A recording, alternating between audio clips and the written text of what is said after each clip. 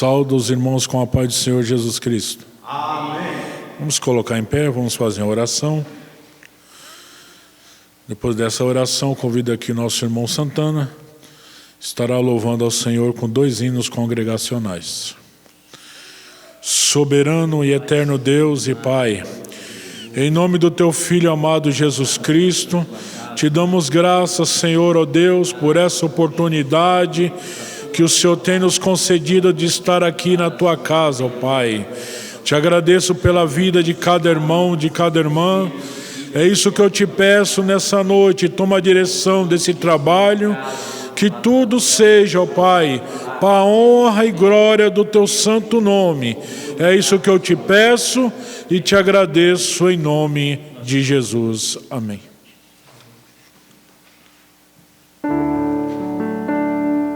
Cumprimento a igreja com a paz do Senhor. Estou alegre nesta noite em poder participar dessa live. Eu gostaria que vocês aí de casa abrissem a harpa cristã no hino de número 227. Deus amou este mundo. E pode cantar conosco este louvor.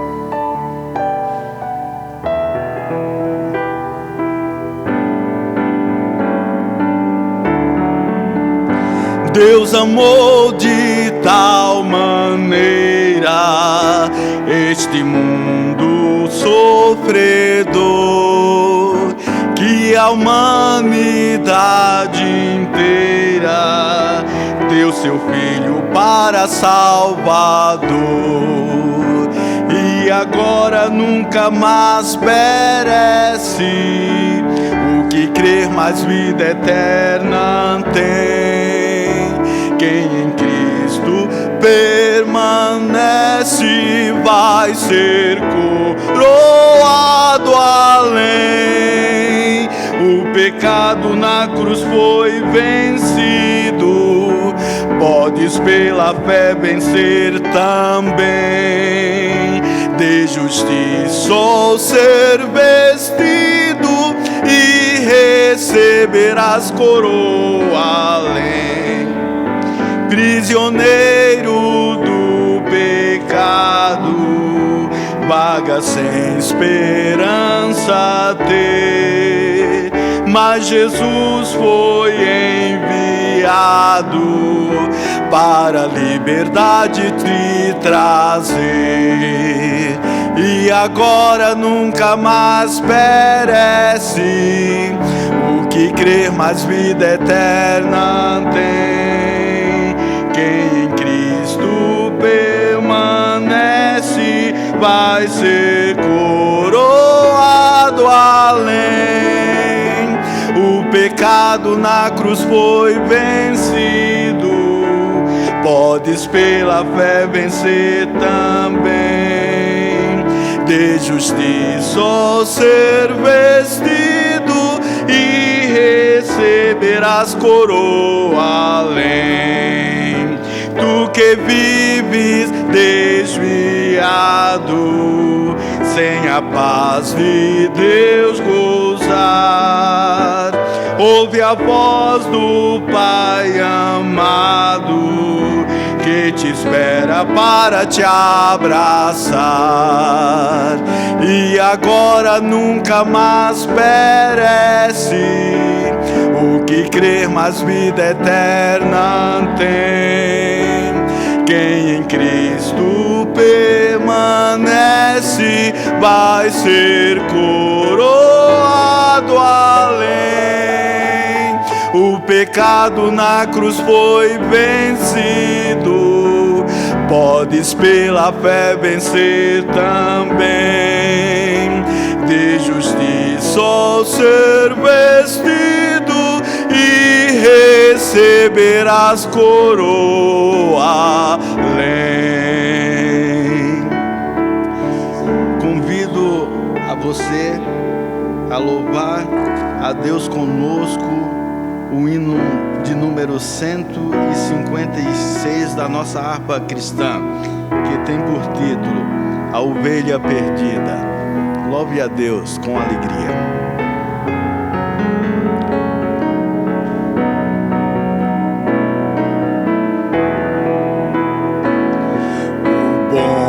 Pastor buscou-me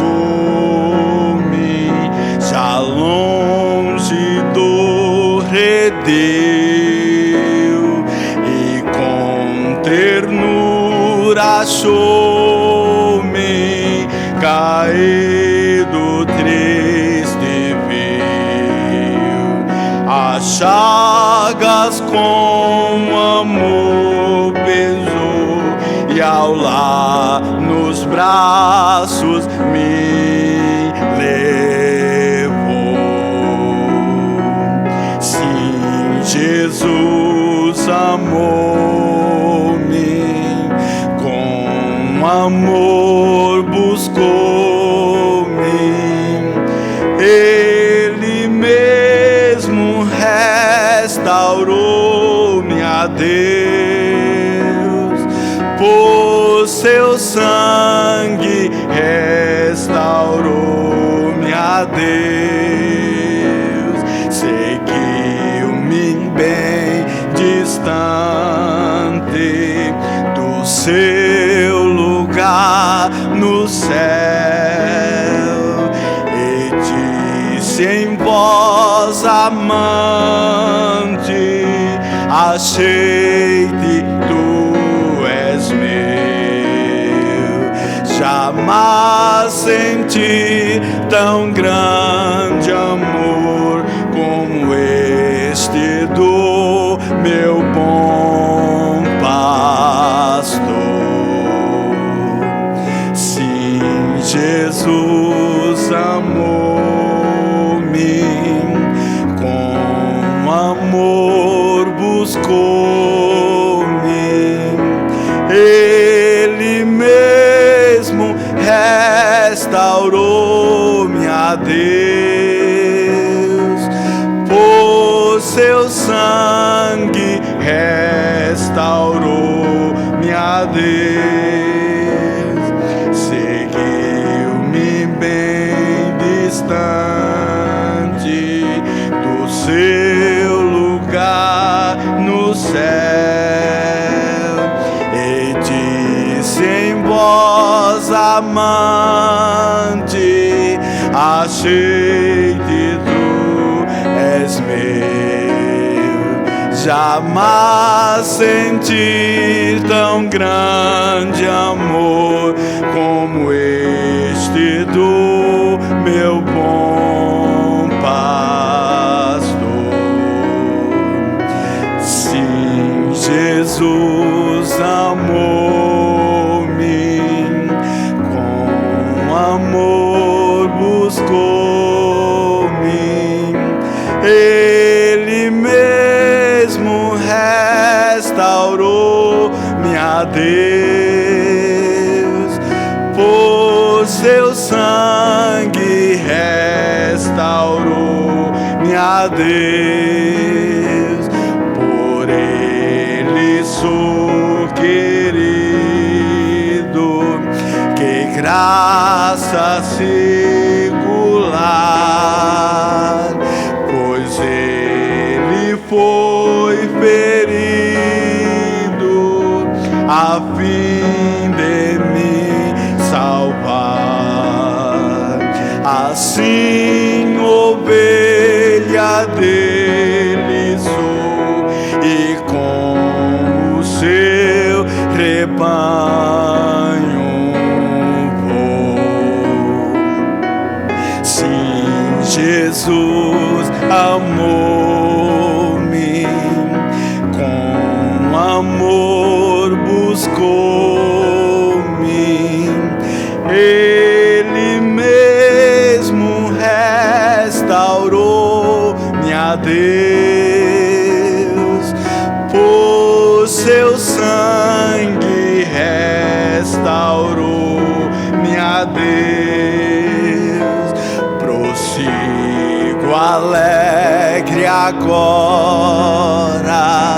Deus dá poder cabal e graça força salvadora, protege-me do mal. O bom pastor comigo está, meus passos ele guiará. Se Jesus amou-me, com amor buscou-me, Ele mesmo restaurou minha Deus, por seu sangue restaurou minha Deus. Agradeço a oportunidade em nome de Jesus.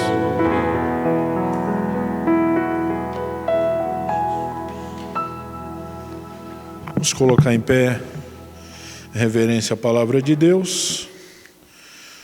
Convido a você que está no seu lar, abra a sua Bíblia no livro de 1 Samuel, capítulo 13, do versículo 8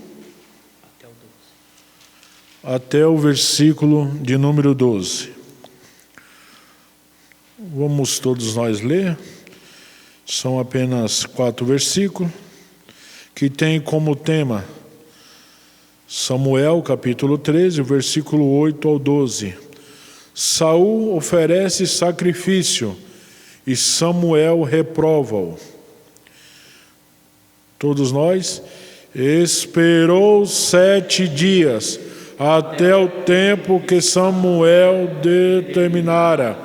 Não vindo, porém, Samuel a Gilgal, o povo se espalhava dele. Então disse Saul: traz-me aqui um holocausto e ofertas pacíficas, e oferecei o holocausto.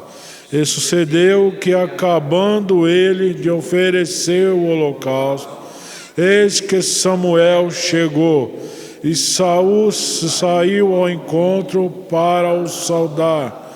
Então disse Samuel: que fizeste? Disse Saul: porquanto via que o povo se espalhava de mim, e tu não vinhas nos dias aprazados, e os filisteus já se tinham juntado em Mica. Então, agora serão os filisteus sobre mim a Gilgal. Ainda a face do Senhor não orei, e forcei e ofereci o holocausto. Amém? Vamos fazer oração. Aqui estão os pedidos de oração.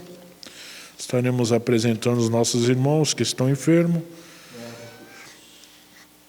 Soberano e eterno Deus e Pai, em nome do Teu Filho amado Jesus Cristo, te agradeço pelos louvores que foram entoados em Teu nome, pela leitura da Tua palavra. Fala conosco nessa noite.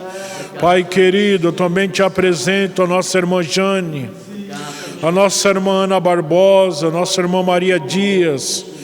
Te apresento o nosso irmão Claudionô, a nossa irmã Rosita, Pai.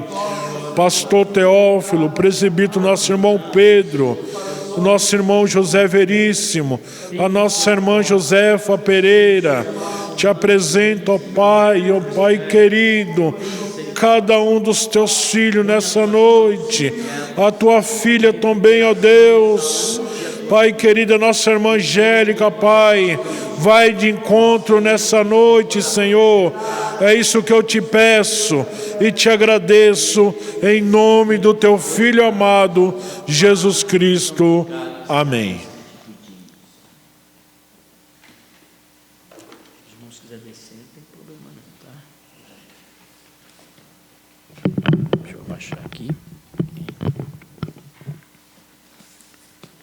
Eu cumprimento a todos os irmãos com a paz do Senhor Jesus. Amém. Que Deus possa abençoar a você, aos irmãos que estão em casa também nos assistindo. Que Deus em Cristo abençoe a sua vida. Que que nessa noite Deus possa falar ao seu coração. Eu estava em casa meditar numa palavra e Deus então fez-me refletir esta passagem bíblica que se encontra nesse livro de 1 Samuel, capítulo de número 13, que fala-nos sobre uma guerra que houve nos tempos de Saul. E eu quero trazer esta palavra para a meditação da igreja nessa noite. Você que está nos escutando aí na sua casa, você pode reunir a sua família aí para ouvir a palavra de Deus. A palavra de Deus, ela é boa em todo o tempo, né? Eu já falei sobre isso. Então não precisa nós termos um tempo apropriado para ouvir a palavra. Ouvir a palavra a gente ouve de manhã, de tarde, de noite, de madrugada, em todo o tempo, em todas as horas. A palavra de Deus, ela é boa. E eu quero meditar com vocês nesse texto do capítulo 13 de 1 Samuel. Aqui fala de uma guerra que houve, e essa guerra, quem começa essa guerra é Saul. Saul estava reinando no seu segundo reinado sobre Israel, e a Bíblia diz que ele sai com 3.000 homens armados, e ele vai para Miquimás, nas montanhas de Betel, e ele está com Jonas, o seu filho. Jonas então se distancia de Saul com 1.000 homens, e Saul fica com 2.000 homens com ele. E a Bíblia diz que Jonas fere a guarnição dos filisteus, provoca os filisteus. Os filisteus então se ajuntam em números para a peleja contra Israel. Só que ele já tinha dispensado alguns que estavam com ele, né? Saul tinha dispensado os demais, ficou com 2.000, Jonas com 1.000, e quando ele fere a guarnição dos filisteus, os filisteus se ajuntam em multidão, mais de 30.000 homens para a peleja. Já pensou? 30.000 com 3.000, é muito pouco. E o povo ficou com medo, e é exatamente isso que eu quero comentar com vocês nessa noite, sobre a respeito desse sacrifício de Saul que eu lhe oferece. Primeira coisa, antes de entrarmos então nesta passagem, eu quero dar uma introdução falando sobre a vida de Saul. Quem era Saul? Saul, ele foi um homem que foi escolhido por Deus e escolhido pelo povo. Era um moço que ele tinha saúde, tinha vigor, tinha força, tinha disposição. Ele era o mais belo entre todo Israel, né? Do pescoço para cima, Saul então era o mais belo de todos dali do reinado. Ele, como um astro de Hollywood, um jovem bem sucedido, um bom partido, né? Atlético. Seu pai era dono de fazendas e o pai era bem sucedido. Provavelmente também Saul tinha essa estabilidade financeira também.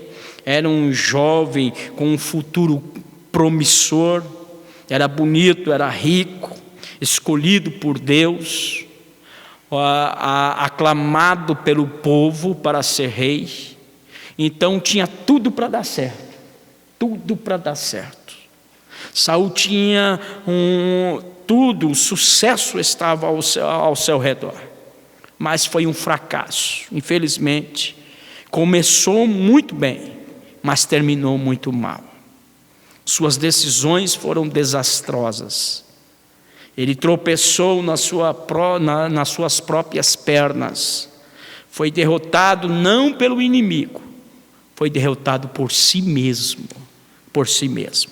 E é exatamente isso que eu quero falar com vocês nessa noite, sobre os erros de Saul, nesses versos de 8 a 12.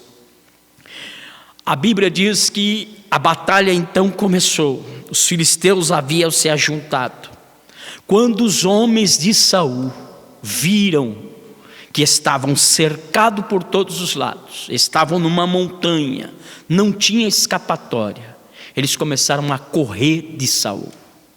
Começaram a correr. E Saul espera 7 dias, porque Samuel, o profeta, sacerdote, havia dito para ele: me espera nos dias combinados. Na sua Bíblia está aprazados. Mas nos dias combinados, porque no 7º dia eu estarei com você e junto nós ofereceremos sacrifício a Deus. O sacrifício era como se fosse um culto a Deus ali no Velho Testamento. Era um culto aonde eles estavam buscando a presença de Deus, aonde nessa busca, nessa adoração a Deus, esperavam uma resposta de Deus concernente a isso. Só que as coisas surgem muitas vezes para nos experimentar. Deus faz as coisas acontecerem para nos testar a nós, a nossa fé, a nossa fidelidade, a nossa obediência. Exatamente o que acontece aqui. Saul então, ele espera 7 dias, e o texto diz que ele observando, ele via que Samuel não chegaria, que não chegou, ele então se apressa. O grande problema nosso é a pressa. A pressa, ela é inimiga da perfeição. A pressa. Muitas vezes a gente apressa em alguma coisa e acaba esquecendo outras coisas que tinha que fazer. Então Saul, ele apressa. O nosso problema é nós pisarmos no acelerador, e Deus muitas vezes fala: diminua, tira o pé do acelerador, e a gente afunda o pé no acelerador. A pancada vai ser forte, vai ser grande, e pode ser a provocar até morte. No trânsito a gente tem as placas de sinalização, e essas placas de sinalização falam para nós diminuímos a velocidade em certo ponto, em certo ponto.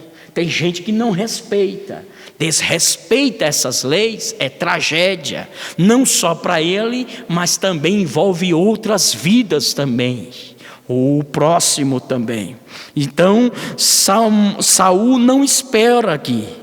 Saul está desesperado, ele não está esperando, ele está desesperado, e ele oferece sacrifício. Só que acabando o sacrifício, Samuel chega. Quando Samuel chega, Samuel vai perguntar para ele: o que fizeste? É a pergunta de Samuel. E ele disse, Saul: portanto eu via que o povo se espalhava de mim. Tu não vinha nos dias combinados. Os filisteus já se tinham juntado em Miquimás.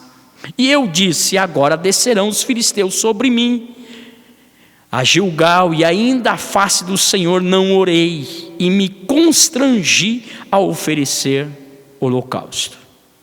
Observe aqui, do verso 11 ao verso 12, tem 6 erros aqui de Saul, e é nesses erros que eu quero chamar a sua atenção, e que você me acompanhasse comigo, esses versos 11 e 12 aqui, que é o foco aqui onde eu foquei, dos erros de Saul. Ele mesmo vai confessar com a sua própria boca o que ele fez, e que desagrada não somente a Samuel, mas desagrada a Deus. Deus deu oportunidades para ele, e essa oportunidade que Deus está dando a ele, ele está se perdendo, Ele está deixando a oportunidade sair.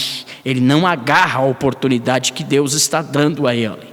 Ele vai dizer com a própria boca: portanto via o povo que se afastava de mim. Primeira coisa, ele entra em desespero.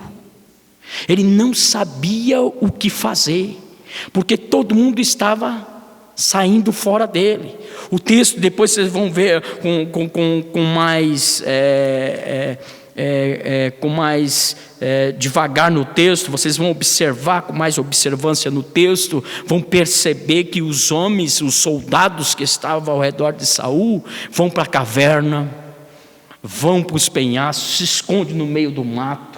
Eles estão todos correndo, e Saul fica sozinho. 1.400 homens se afastam dele. Ele fica com só 600 homens ao redor dele, e os 600 estão com medo. Saul está desesperado. Samuel não vinha, e agora? O que eu vou fazer? Então o desespero faz nós cometermos loucura, faz nós cometermos algumas coisas que nós não poderíamos, tomarmos algumas atitudes que muitas vezes desagrada a Deus, desagrada ao próximo também. Ele se desespera. Em Marcos nós temos os discípulos desesperados, atravessando o mar. Eu queria que você acompanhasse comigo Marcos capítulo 6, lá no Novo Testamento, passagem que eles estão atravessando o mar da Galileia. Marcos capítulo 6, versículo de número 45. Olha o que a Bíblia diz nesta passagem aqui. Eu queria que você acompanhasse comigo. Marcos 6 e 45 em diante, a Bíblia fala aqui que Jesus está no monte orando e pede para que eles atravessem o mar da Galileia. Eles vão para atravessar o mar, né? E Jesus vai para o monte. Já era tarde, os discípulos estão atravessando, Jesus está no monte e eles estão atravessando o mar com vento, tempestade. De repente Jesus vem caminhando sobre as águas. Eles acreditam que é um fantasma, eles estão desesperados. O texto diz que eles estão dando gritos de medo, de pavor. Então eles estão desacreditando. Jesus do outro lado diz: não temas, sou eu. Então eles começam a olhar e Jesus vai se aproximando deles. Até então eles estão desacreditando em Jesus. Então o desespero faz nós muitas vezes duvidarmos até das coisas celestiais, até de Jesus nós duvidamos por causa do desespero, do medo, do pavor. Exatamente o que Saul está sentindo. Ele não tinha saída, ele não sabia o que tomar, o que fazer naquela hora. Então ele vai agir inerciamente, ele não vai tomar a atitude correta, mas vai agir loucamente, inerciamente. Ele não espera, ele age por conta própria, ele não pede auxílio do céu, ele não espera Samuel, mas ele vai tomar agora uma atitude errônea. Exatamente, existem alguns momentos na nossa vida que nós muitas vezes vamos tomarmos também atitudes erradas por causa do desespero, por causa da circunstância, da luta, por causa de algumas outras coisas que vêm sobre nós e nós não temos nenhuma resposta. Observe que Jesus está demorando em enxergar nesse texto.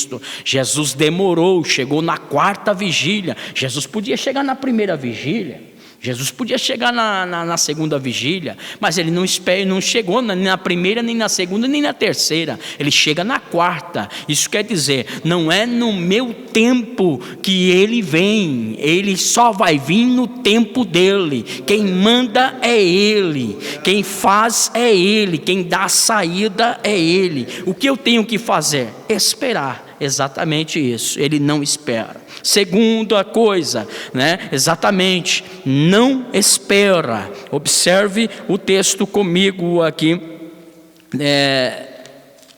que nós lemos aqui. Saul então via que o povo se espalhava dele, ele então toma a decisão em fazer o holocausto. Ele não espera em Saul, ou em Samuel, ele não esperou em Samuel, não teve paciência. Diz que a paciência é uma virtude, mas não é só uma virtude. A paciência, ela tem que gerar dentro de nós calmaria. E essa calmaria tem que nos levar a um preparo. A paciência leva nós a uma calmaria.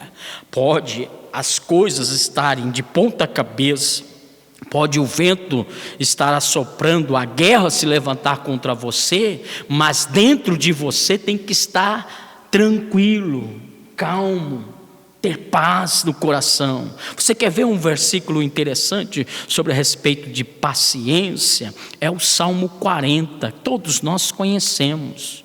O salmista, eu queria que você acompanhasse comigo esse Salmo 40. Olha o que ele diz aqui. E qual é o resultado da paciência nesse salmo? Olha o resultado aqui, Salmo 40. Ele diz aqui, esperei com paciência no Senhor, e Ele se inclinou para mim e ouviu o meu clamor. Ele esperou com paciência. Primeira coisa, Deus se inclinou. Observe. Olha o que a paciência gera. Inclinação dos céus. Deus se inclinou para mim. Segundo, ouviu o meu clamor. Terceiro, tirou-me de um lago horrível. Quarto, pôs os meus pés sobre uma rocha. Quinto, afirmou os meus passos. Sexto, pôs um novo cântico na minha boca. E sétimo, muitos o verão e o temerão e confiarão no Senhor. Olha o resultado da paciência aí. Então nós temos frutos da paciência. Qual é o fruto da paciência? Esperar em Deus. E quem vai agir é Deus, o próprio Deus. Então o Saul não espera, então ele não consegue desenvolver esses frutos. Ele não tem calmaria, está tudo contra ele, o inimigo está querendo destruir, e ele fica desesperado, não espera em Deus, Esperar em Deus é, como eu disse, é tirar o pé do acelerador. Você está muito acelerado, você está querendo resolver as coisas do seu jeito. Deus está dizendo, calma, espera, rapaz, espera aí, meu irmão, Você quer ver um versículo interessante? Livro de Isaías, olha que interessante, Isaías capítulo 40, outro versículo aqui que me chama muito a atenção.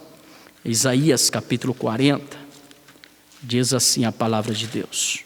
Olha só o que Isaías diz, versículo de número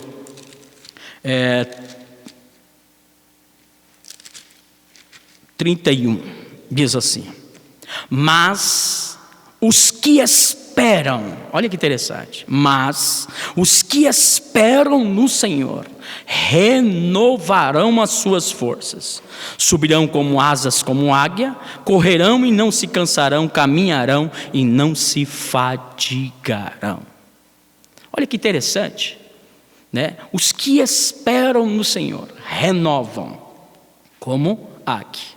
Agora é interessante que o texto vai dizer, eles primeiro voam, depois correm e depois andam. Não poderia ser ao contrário? Poderia ser primeiro andar, correr e depois voar. Não seria assim? A lógica seria mais ou menos assim: andar, correr e voar. Não, Deus vai na contramão do pensamento humano. Deus vai na contramão. Deus fala primeiro, você está acelerado, então você corra. Depois você correr, você vai andar. Por quê? Porque as coisas de Deus não são como nós queremos. As coisas de Deus é como Ele quer, no momento que Ele quer. Então Saul está muito acelerado. Saul está muito correndo. Calma, você tem que ter calma, Saul. Calma, espera. Terceiro ponto aqui que eu vejo nesse texto aqui é que Saul está dizendo: os filisteus já tinham se ajuntado em Miquimás. Ele está olhando o que os inimigos estão fazendo. Ele está observando os inimigos. E a Bíblia diz, no livro de Hebreus, capítulo de número 12, nós conhecemos, né? Hebreus capítulo 12, o que Hebreus diz lá? Olhando para Jesus, ele diz aqui, vamos começar no verso 1. Portanto, nós, pois que estamos rodeados de uma tão grande nuvem de testemunha, deixamos todo o embaraço, pecado que tão de perto nos rodeia e corramos, olha aí a palavra mais uma vez, com paciência, a carreira que nos está proposta, olhando para quem? Para Jesus, o autor e consumador da nossa fé.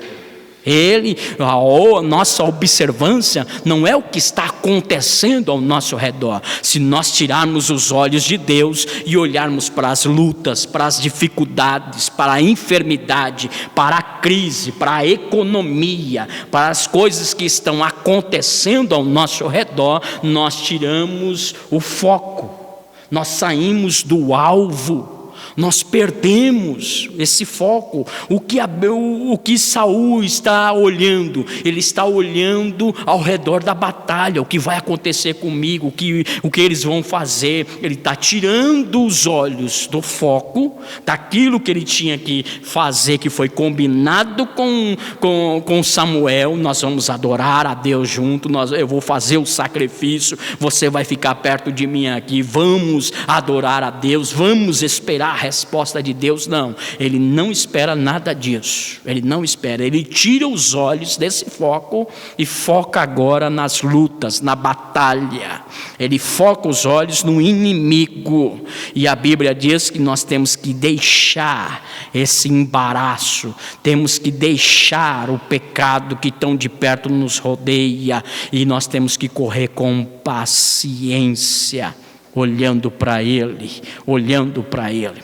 Outro versículo que eu queria ler com vocês é Crônicas capítulo 20, versículo 12 também, outra batalha que aconteceu aqui no livro de 2 Crônicas, no capítulo de número 20, fala numa batalha do rei Josafá. Josafá se reúne, né, para a peleja junto com Acabe, e a Bíblia diz que, aliás, Josafá está sozinho aqui. Josafá está numa batalha e 3 nações se reúnem para a peleja, para acabar com Judá. Então ele convoca todo o povo para uma oração, para um jejum, para uma consagração. Observe que Josafá está na mesma situação que Saul, cercado, né? Mas é interessante que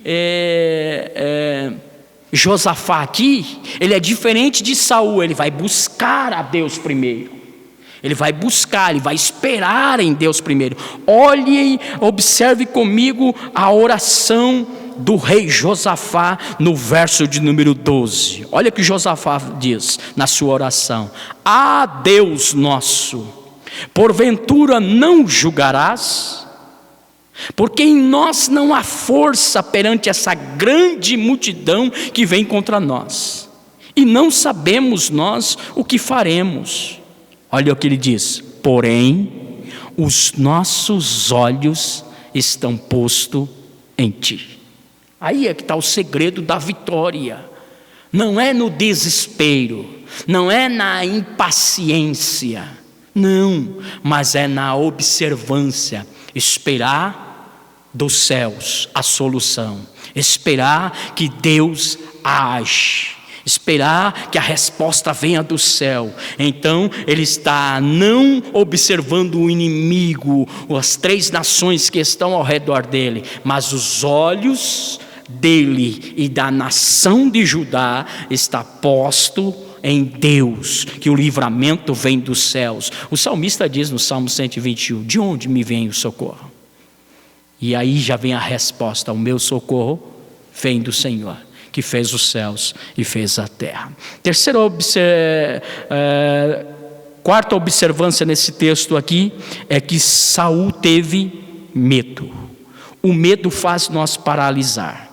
O medo faz nós corrermos do lugar onde estamos.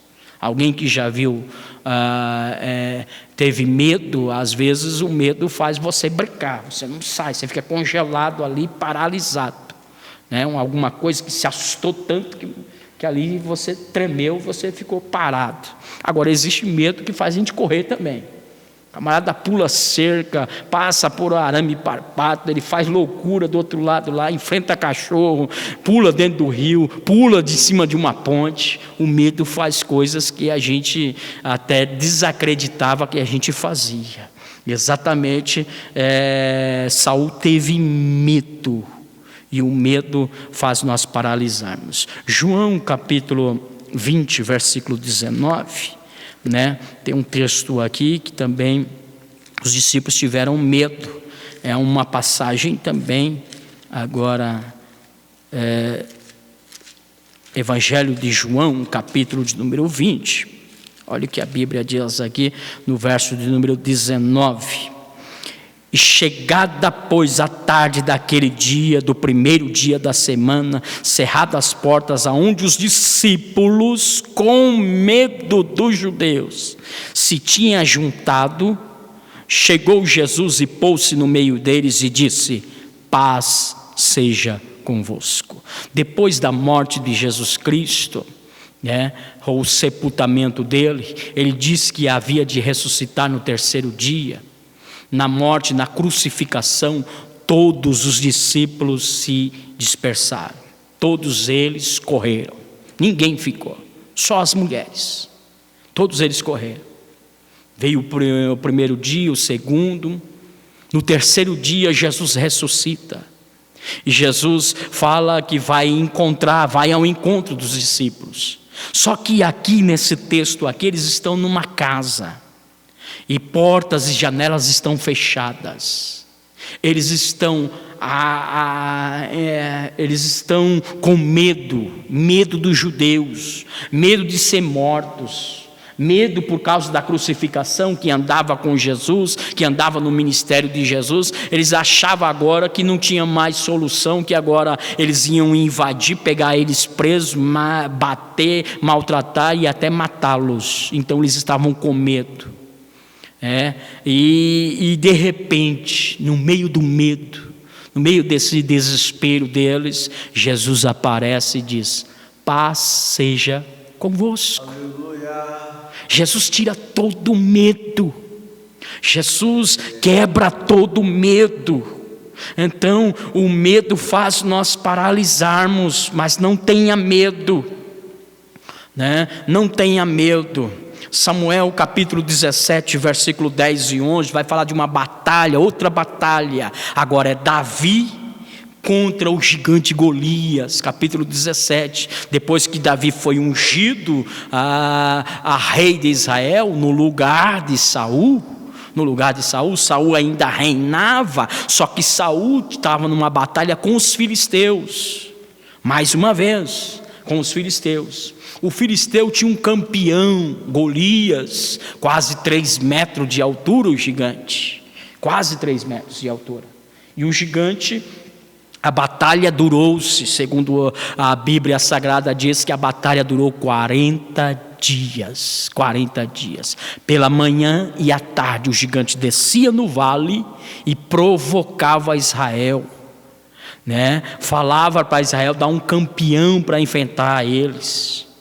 E todos eles estavam com medo. A Bíblia diz: Saul estava com medo e todo Israel estava com medo. Só que Davi nunca teve medo. Davi não teve medo do leão, Davi não teve medo do urso, e Davi não teve medo do gigante Golias. Por quê? Porque ele sabia em quem ele confiava. Ele diz no Salmo 23, todo mundo conhece: ainda que eu andasse pelo vale da sombra da morte, não temeria mal algum. Por quê? Porque tu estás comigo. Se Deus está com você, não temas. Se Deus está com você, fique tranquilo. Se Deus está com você, não importa se o inferno se levante, não importa se a batalha seja muito, se a batalha cerca você, se o teu barco está sendo sacudido pelas ondas e pelo vento, não importa se o tempo feche sobre a sua cabeça, não importa se raio caia sobre a terra, se Deus está com você, meu irmão, é mais você e Deus do que com eles, porque quem está com Deus é mais do que vencedor, em nome de Jesus Cristo.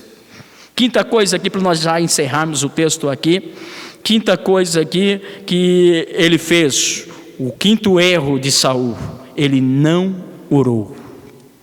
Ele mesmo fala: eu não orei. Ele está dizendo: eu não busquei a presença de Deus. Esse é um dos erros que mais nós cometemos, porque nós tomamos decisões, depois que nós tomamos decisões, aí nós queremos orar. Aí não adianta, você já tomou a decisão, e agora você quer orar? Depois que que o leite foi derramado, não tem como colocar no copo novamente, foi derramado. Você não vai colocar todas as gotas, tudo aquilo que caiu, uma parte vai se perder. Então, exatamente. Então, orar é você se ausentar de Deus, é não pedir orientação a Deus, é não ter comunhão com Deus, é não ter um particular com Deus. Orar é você não ter raiz profunda, é você ter raiz artificial. Não adianta a gente pregar bonito, a gente falar bonito, a gente ter expressões, muitas vezes até elogiada, né, de comportamento, de sabedoria, de inteligência, de exegese e de tantas outras coisas, ter faculdade, ter tanto, né, pontos positivos, mas se você não tiver uma vida de oração, isso nada vale. Isso nada vale. A oração é fundamental, tanto para o pastor como para os membros, para qualquer um, seja ele quem for, deve orar. Estamos cheios de exemplos na Bíblia de homens que oraram. Está cheio de exemplos de homens que oraram. Abraão foi um homem de oração, intercede pelo seu sobrinho Ló em Sodoma e Gomorra, a distância, a quilômetros, através da oração de Abraão. A Bíblia diz que Deus deu livramento para Ló lá, salvou ele de uma grande tragédia. A Bíblia diz também, Isaac também, quando vai casar, ele vai para o campo orar, antes dele se encontrar com Rebeca. Antes de afirmar um compromisso com Rebeca, ele vai para o joelho, ele vai orar, buscar ao Senhor a aprovação de Deus no casamento. A oração também faz com que Jacó se aproxime de Deus. Jacó era enganador, Jacó era aquele camarada que tudo deu errado na vida dele, enganava e era enganado, mas um dia ele teve um encontro com Deus, e nesse encontro com Deus, Deus mudou a vida dele. Era um homem de sacrifício, era um homem de oração. Jacó passa a ser Israel. Israel agora é abençoado por Deus, porque buscou ao Senhor. A oração faz toda a diferença. Jesus orou e jejuou 40 dias e 40 noites. Moisés, para receber as tábuas da lei de Deus, subiu no monte e jejuou 40 dias e 40 noites. Daniel, por causa de uma resposta, orou 21 dias com jejum e oração por causa de uma resposta. Paulo ora quando ele tem um encontro com Jesus Cristo, ele cai da sua cavalgadura, fica cego, vai orar, fica 3 dias em jejum e oração, orando, até que Ananias está na oração do outro lado da cidade. Ananias está lá, e na oração Deus se revela para Ananias, e Ananias ora pela vida de Saulo, e Saulo é curado, restaurado, cheio do Espírito Santo de Deus. A oração move os céus, a oração move a terra, a oração ela abre portas, a oração ressuscita mortos, a oração faz com que as coisas impossíveis ela passa a ser possíveis, porque temos uma vida de oração, temos comunhão com Deus. Exatamente, Saul não teve esse privilégio de ter comunhão com Deus. E aqui terminando, finalizando aqui o texto, verso 12 aqui, ele diz: eu fiz o que não era para fazer, me constrangi e acabei oferecendo o holocausto. Ele fez o que não era para fazer. Deus coloca as coisas tudo organizadas. Deus não é um Deus desordeiro, não, Ele é ordeiro. Deus gosta das coisas tudo certa. A Bíblia diz: cada um fique na vocação que foste chamados. Se você foi chamado para ficar na porta, fique na porta. Se Jesus chamou você para cantar, então você cante. Se Jesus chamou você para pregar, pregue. Não queira ser alguma coisa que Deus não chamou, que Deus não lhe capacitou. Então tem muita gente querendo ser aquilo que não foi chamado para ser. Um exemplo na Bíblia, dá um exemplo na Bíblia, pastor. Eu dou um exemplo na Bíblia. A Bíblia diz no livro de Números, capítulo 16, de 3 homens que se levantaram contra a liderança de Moisés, Datã, Abirão e Coré se levantaram contra a liderança de Moisés, queriam tomar o posto de Moisés, queriam tomar o posto do seu irmão, queriam tomar o posto deles, e Deus então se levantou contra eles. Foram totalmente consumidos, derrotados, porque não se levanta contra o ungido de Deus. Cada um faz aquilo que Deus chamou para ele fazer.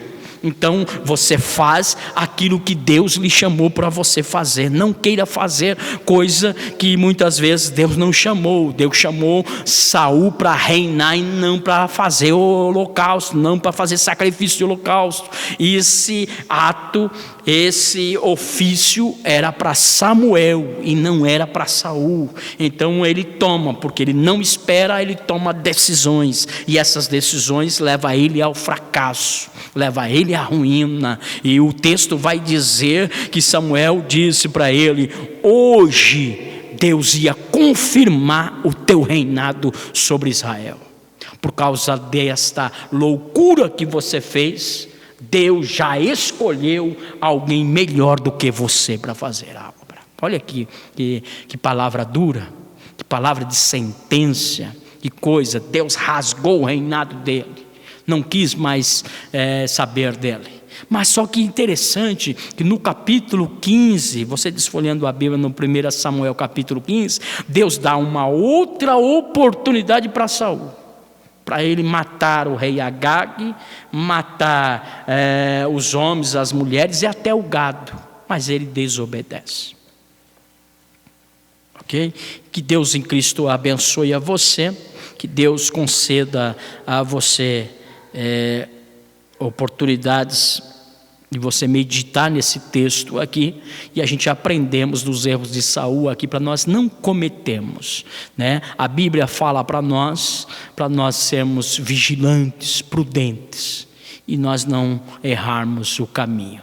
Aqui tem informações, tem coisa boa para a nossa vida. Que Deus possa abençoar a sua vida e falar fortemente com você, poderosíssimamente, mais e mais. Amém? Deus em Cristo abençoe. Muito obrigado ao pastor Diógenes, muito obrigado ao José Santana, que Deus abençoe e auxiliar desta igreja, os irmãos aqui que está, o nosso irmão Ricardo que está gravando. Deus abençoe o Júnior, que também acompanhou nós com o seu teclado. Que Deus abençoe a todos. Eu quero convidar você a ficar de pé, quero fazer uma oração e encerrar nessa noite, e orar por você, pela sua família e pela nossa nação também. Obrigado, Jesus, por esse momento. Obrigado pela Tua palavra. Obrigado, Senhor Jesus Cristo, Deus, por marcar esse dia, Senhor, por ter falado aos nossos corações. Que o Senhor continue falando com o coração do Teu servo, da Tua serva, que está na sua casa, Senhor. Deus, entra com cura. Entra, Senhor, com providência. Senhor, dê a Tua bênção ao Teu servo, à Tua serva. Jesus, ouve as nossas orações, que possamos não cometer esses erros, Senhor, que cometeu a Saul, mas que possamos, Senhor, agradar a Ti, a esperar em Ti, a confiar em Ti todos os dias, Senhor. Despede o Teu povo em paz, abençoa, Senhor Jesus, as famílias. Senhor, muito obrigado, Senhor, por esse privilégio. Fica conosco, Senhor. Abençoe, Senhor, a nossa nação, abençoe os nossos governantes. Deus, abençoe o nosso país. Em nome de Jesus Cristo nós te pedimos a Tua bênção sobre o Teu povo, desde agora e para todos sempre. Amém. Que o Senhor te abençoe e te guarde. Que o Senhor faça resplandecer o seu rosto sobre ti e tenha misericórdia de ti. Que o Senhor sobre ti levante o seu rosto e te dê a paz. Que o grande amor de Deus, que a graça de nosso Senhor e Salvador Jesus Cristo, que a comunhão e as doces consolações do Espírito Santo esteja com todos vós, não só hoje, mas para todos sempre. Todos digam